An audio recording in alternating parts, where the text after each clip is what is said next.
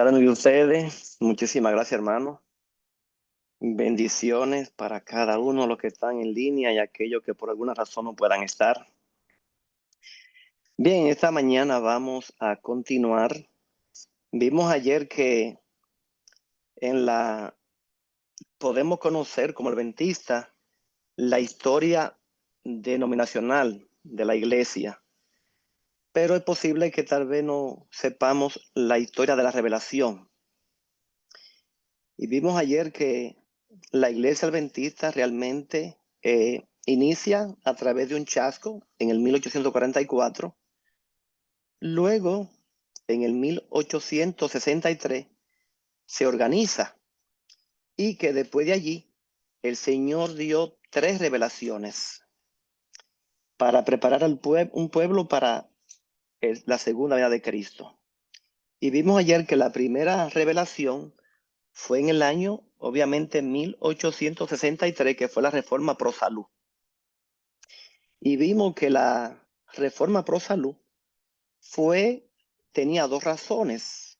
Y la primera era porque Dios quería mostrarnos a nosotros que nuestro cuerpo es el templo del Espíritu Santo y que debemos conservarlo en la mejor condición de salud para beneficio también espiritual. Y vimos que la segunda razón de ese mensaje era porque para esa época el mundo religioso tenía un común denominador que era la inmortalidad del alma. O sea, se creía como que el alma era inmortal y que Dios no tomaba en cuenta el cuerpo. Y que toda persona que diríamos hoy día nuestro, que conocemos este mensaje, no creemos en el mensaje de salud, entonces también estamos creyendo en la inmortalidad del alma. Creemos entonces que Dios se interesa por el alma y no por el cuerpo. Y vimos ayer que hay una relación muy estrecha, que es un matrimonio inseparable de la relación que existe entre la mente y el cuerpo. Entonces vimos ayer también, iniciamos ayer que la segunda revelación fue en el año 1872 y fue el mensaje de la educación, fue la revelación de la educación. Y que Dios reveló todos los principios de educación, de cómo debía formarse la familia y los hijos en el pueblo que él quería separar con un propósito especial y ser primicia de la justicia de Dios en esta tierra. El cielo a nosotros nos ha dado todos los elementos para realmente el orden familiar, la educación familiar, y hay un libro realmente que maravilloso de tantos que tenemos, pero diríamos el libro familiar, el hogar cristiano. Ahí está todo más o menos para cómo manejar el hogar. Desde allí no menciona desde antes de uno casarse, en el embarazo, cómo se van a crear los hijos, hasta los muebles y hasta el color de los muebles. O sea, no hay un detalle que a Dios se le haya escapado. Entonces, antes de entrar, diríamos, nuevamente en materia, vamos a tener una breve oración. Cariñoso Padre y Dios que moras en los cielos, alabamos y glorificamos, Señor, su nombre. Una vez más, Padre, damos las gracias que nos dé un nuevo amanecer en las horas tempranas, Señor, de la mañana. Gracias que nos permite conectarnos con el cielo en este estudio matutino. Y permita, oh Padre, que así como el rocío riega la vegetación, le da ese verdor, que de igual manera, Padre, todos los que estamos conectados y cada hijo suyo, recibamos, Padre, ese rocío espiritual y que tengamos, Padre, verdor de vida espiritual. Únjanos, Padre, con su Santo Espíritu y que cooperemos, Padre, con nuestra salvación con temor y temblor. Diríjanos, Señor, y acompáñenos siempre en el nombre de Jesús. Amén. Bien, en el hogar cristiano, página 161 dice, en su sabiduría, el Señor ha decretado que la familia sea el mayor agente educativo. En el hogar es donde ha de empezar la educación del niño.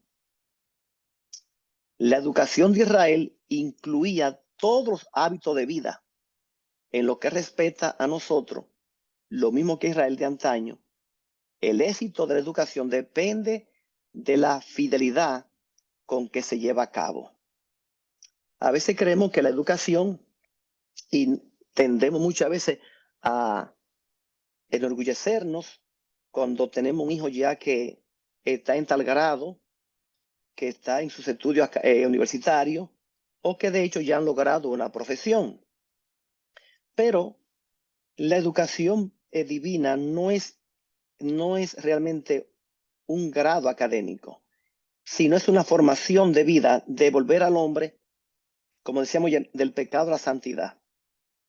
Dios era el maestro de Adán, el huerto era su aula y Cristo era su maestro. Entonces, dice aquí en el página 147 del libro de la educación, es necesario enseñar a los jóvenes que la vida significa trabajo serio, responsabilidad y preocupación. Tanto a los jóvenes como a la señorita se le debe enseñar a cocinar económicamente y a abstenerse de toda carne. Hoy día miramos consecuencias en lo que es, diríamos, el matrimonio, jóvenes y ya de cierta edad, porque se ha descuidado la educación que Dios ha indicado. Hoy día dice la sierva de Dios que hay muchas mujeres bien preparadas académicamente, pero que los deberes domésticos son completamente ignorantes. Hoy día es difícil saber que una jovencita sepa coser, sepa cocinar y sepa atender, diría, los deberes domésticos de un hogar. Pero sí, tal vez sabe mucho manejar el teléfono, manejar un piano. Y dice la palabra de Dios que antes que se sepa tocar el piano, que se sepa matemática, es deber necesario de enseñar a cocinar, tanto a los jóvenes varones como hembras. Dice aquí en el Condición del Niño, página 347, es esencial que todo joven se familiarice con los deberes de la vida diaria.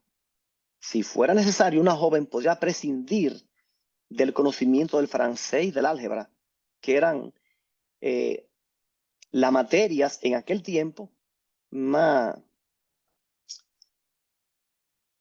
importantes, diríamos, de aquella época. Y hasta el piano se podría prescindir, pero es indispensable que aprenda a hacer buen pan, vestidos que le sienten bien y desempeñar eficientemente los diversos deberes pertenecientes al hogar. No descuidéis enseñar a nuestros hijos a cocinar. Aquí vemos, hermano, que ¿por qué el matrimonio hoy día o casi mente no hay matrimonio?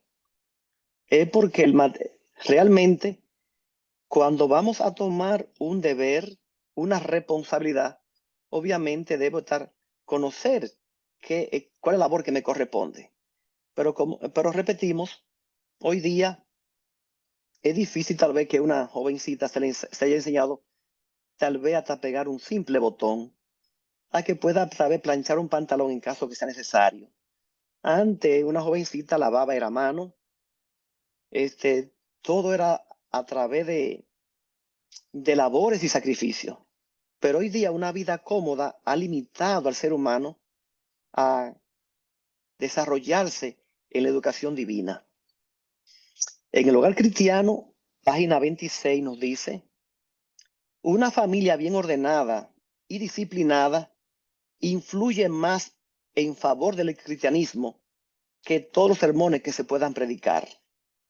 Una familia tal prueba que los padres han sabido seguir las instrucciones de Dios y que los hijos le servirán en la iglesia. Decíamos ayer que ¿por qué está la deficiencia de los jóvenes en la iglesia? Porque es que en la familia no se ha dado la instrucción de vida.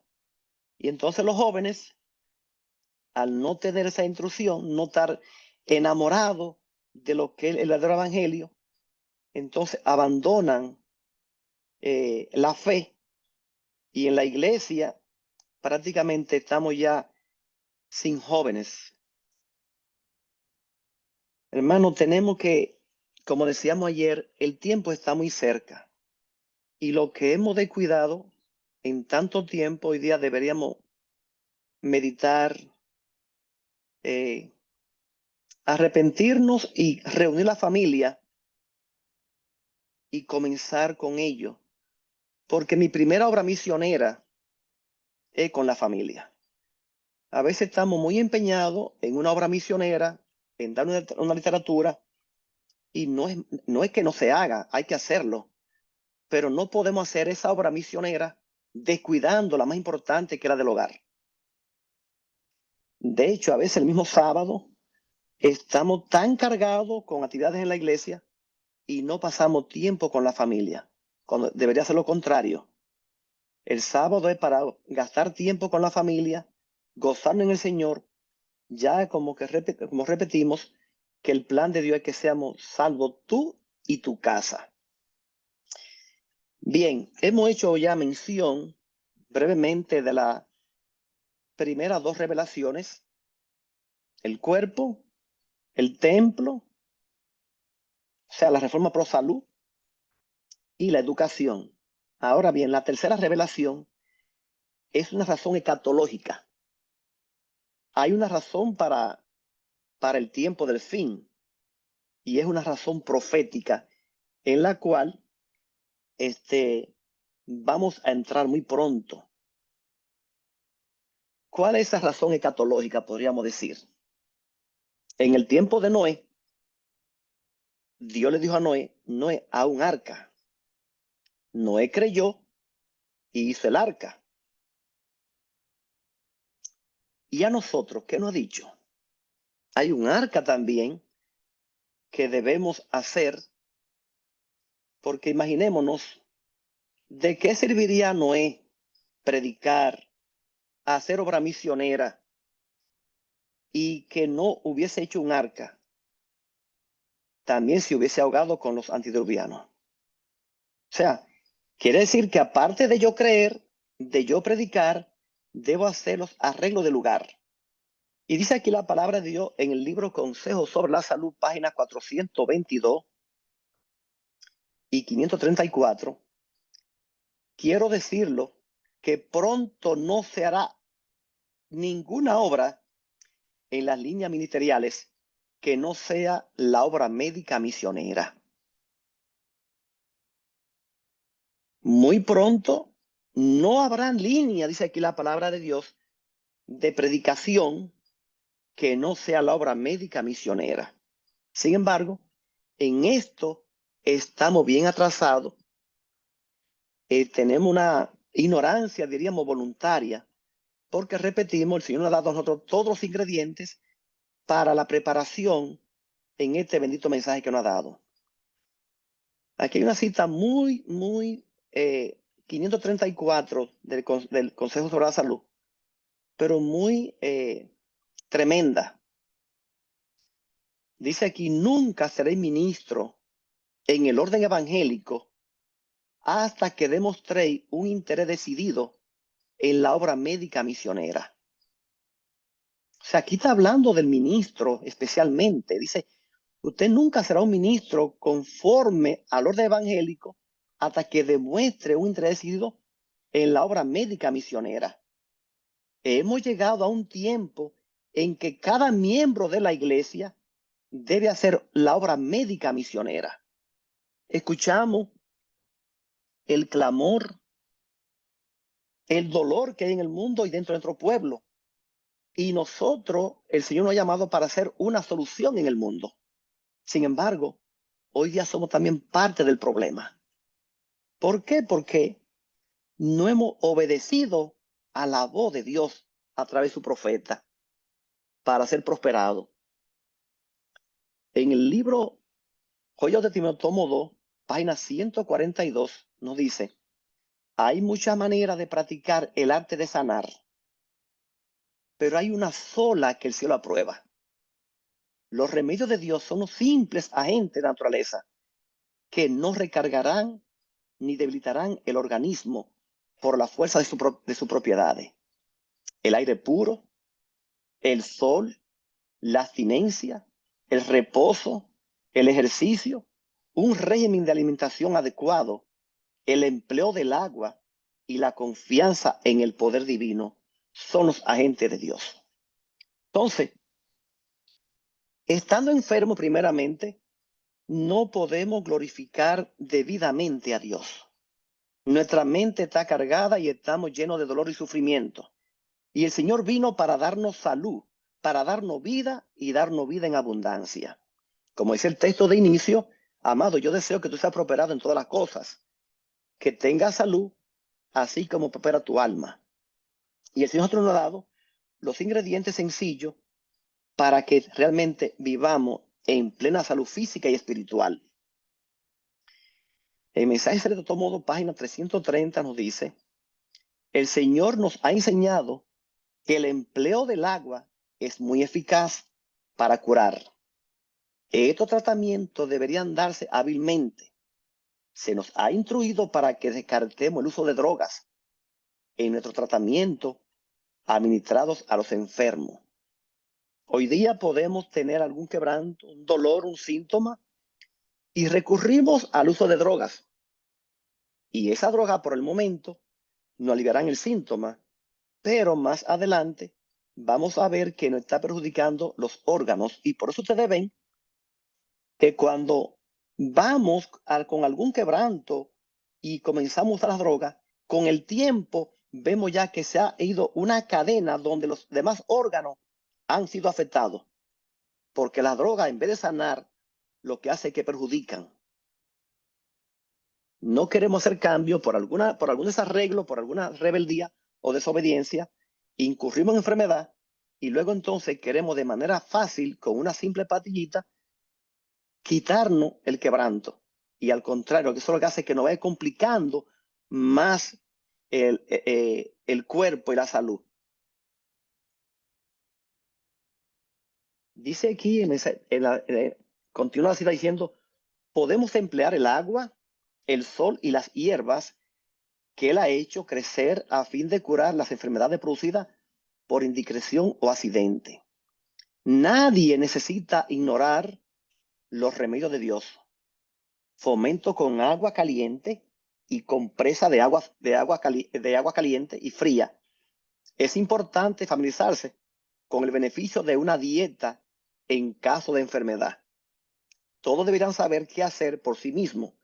O sea, en caso de una enfermedad, en el libro Mensaje Selecto, tomo 2, pueden allí encontrar muchas indicaciones y de hecho, en el apéndice, que casi mente la gente nunca lo lee, son muy importantes. Ahí nos dan indicaciones, por ejemplo, en un hogar nunca debería faltar el carbón de eucalipto. Deberíamos saber usar el agua para en caso de una fiebre, cómo bajarle una fiebre rápidamente.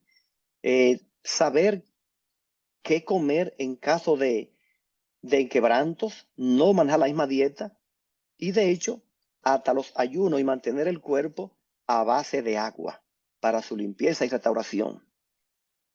Estas han sido, hermanos, diríamos las 3 revelaciones que Dios ha dado.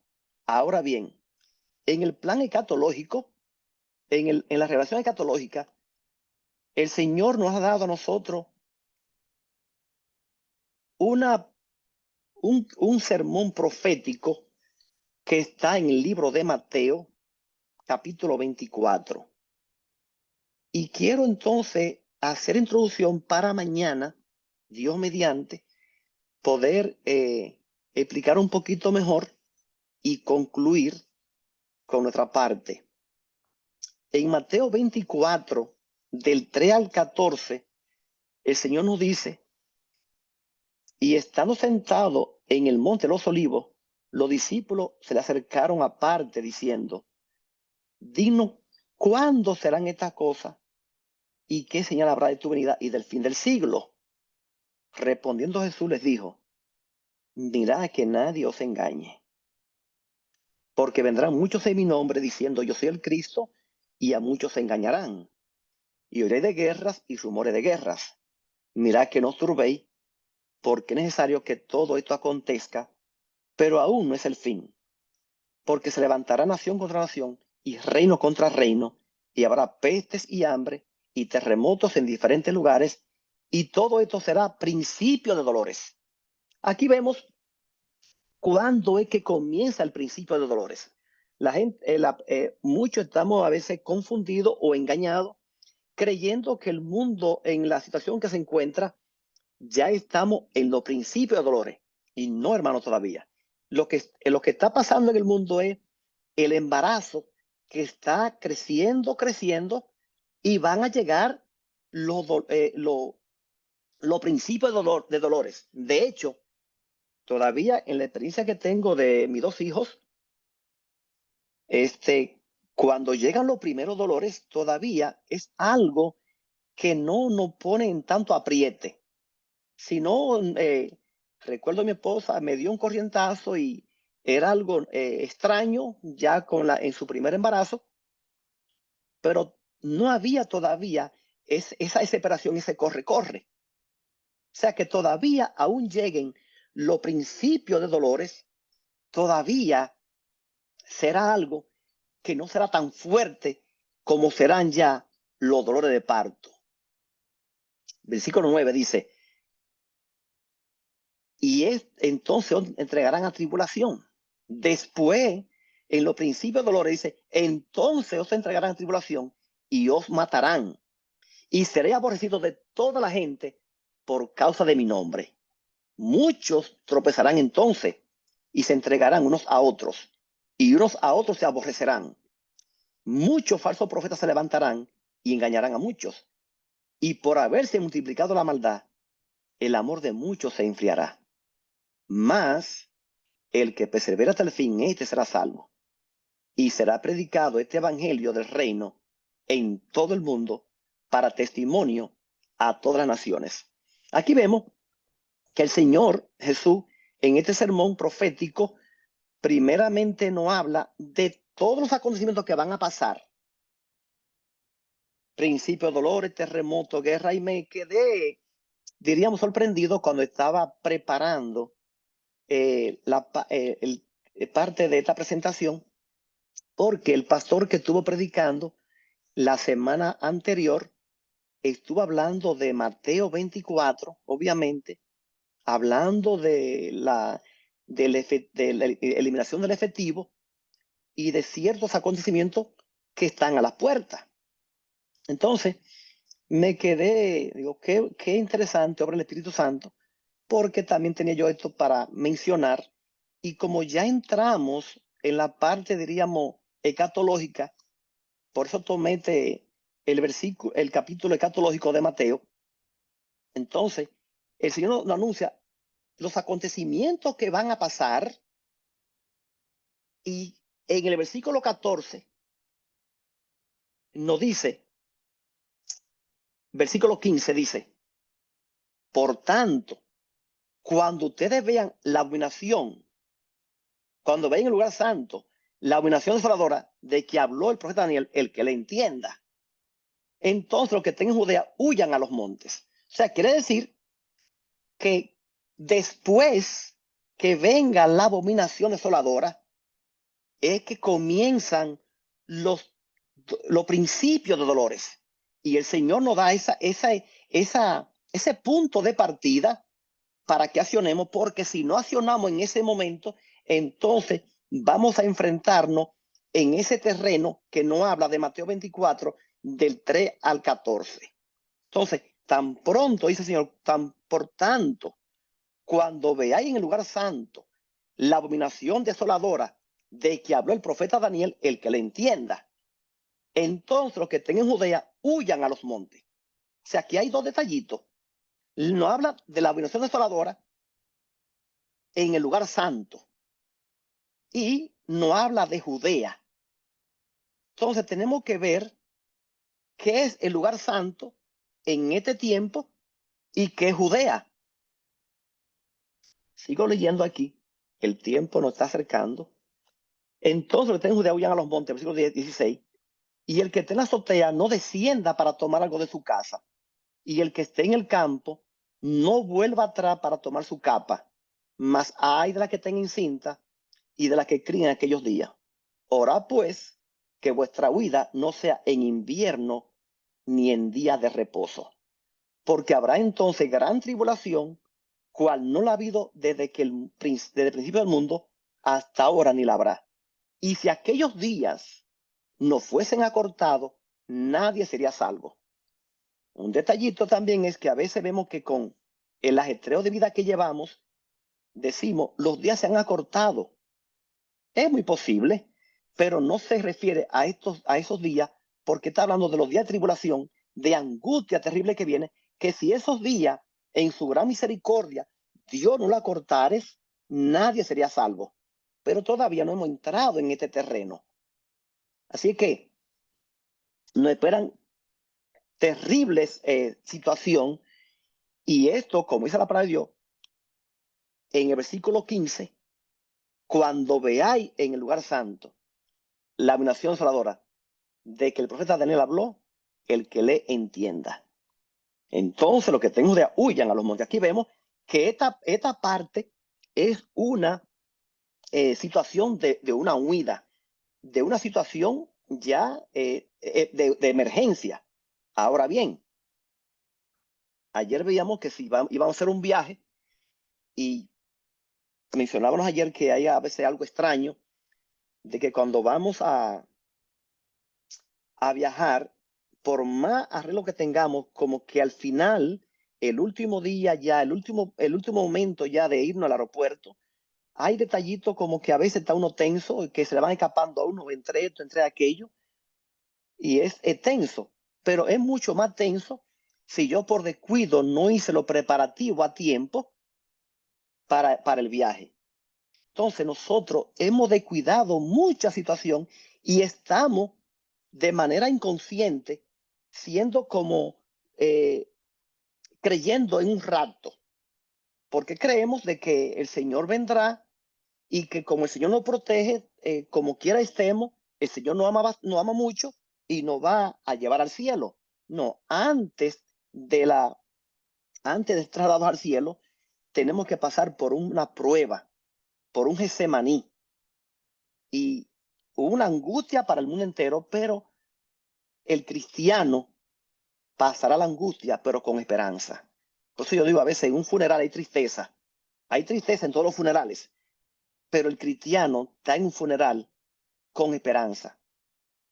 El impío está en un funeral sin esperanza. Entonces, en este tiempo de angustia, vamos a pasar la triste, todo el mundo, pero el cristiano con una esperanza de que ya después que pase ese pequeño Jordán, viene Cristo. Concluyo aquí. En Eventos de los Últimos Días, página 243, dice, la profecía de Salvador referente al juicio que iba a caer sobre Jerusalén va a tener otro cumplimiento, y la terrible desolación del primero no fue más que un pálido reflejo de lo que será el segundo. Así, hermano, vemos aquí que en el tiempo de Jerusalén, Jerusalén fue cercada y vino la abominación que Dios le habló, que Jesús le habló a ellos, de Daniel. Dice, pero esto va a tener otro cumplimiento, y aquello fue solamente una simple ilustración de qué es lo que viene. Entonces, a nosotros nos toca la otra parte. Vimos ahorita que en el tiempo de ellos es como los dolores de una mujer encinta. Ellos tuvieron su embarazo, tuvieron su parto, y ahora nos toca a nosotros el parto mucho más terrible, con más dolores y con algo más glorioso que termina con el regreso de Jesús.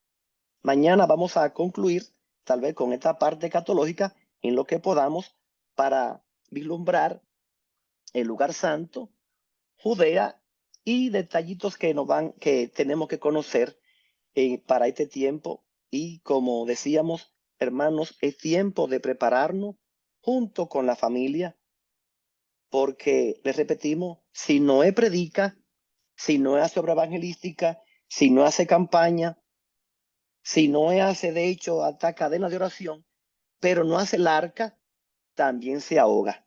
Así que hermanos, vamos Dice la palabra de Dios, hagan esto sin dejar de hacer aquello. Que Dios nos bendiga, hermano, y que tomemos esto ya realmente con la seriedad que amerita, porque nuestra salvación, nuestra redención está muy cerca. Que Dios me le bendiga.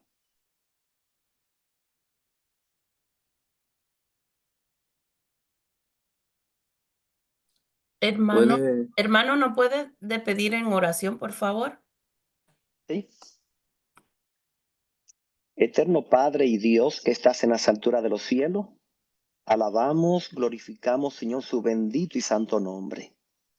Gracias, Padre, porque cada momento entendemos, Señor, que tiene más empeño en salvarnos que nosotros mismos. Rogámosle, Señor, que sabiendo que nosotros no podemos hacer nada, que el Señor te nos haga despertar y que nos ayude, Señor, a recapacitar, discernir el tiempo y que nos active, Padre, en esta fe y esperanza. Usted conoce, Padre, cada hermano que está en línea. Conoce, Señor, sus inquietudes, sus obligaciones, sus preocupaciones, Padre. A cada uno de nosotros, Padre, ayúdenos a discernir y denos fe para actuar. Perdone, Padre, lo que le hemos faltado en el tiempo, sea por ignorancia, por rebeldía, sabiendo, Padre, y agradeciendo que todavía quedan sus brazos abiertos en gracia para recibirnos. Cuídenos, Padre, acompáñenos. Te he escuchado, Señor, los lamentos, las oraciones, las peticiones, que conforme a su voluntad, oh Padre, cada petición sea contestada conforme a su santa y divina voluntad, ya que su voluntad siempre es mejor que la nuestra. Le pida, Padre, a cada uno sus labores cotidianas, su trabajo, con su compañía y bendición, y que de igual manera, Señor, cada uno pueda retornar con bien. Denos, Padre, sabiduría para seguir dirigiendo, instruyendo a la familia, de manera tal, Padre, que en aquel gran día podamos decir, he aquí yo y los hijos que usted me dio. Bendíganos, Padre, a todos. En este día, Señor, protéjanos y acompáñenos. Y gracias por el mismo, por Jesús. Amén. Amén. Amén, amén, amén. Muchas bendiciones.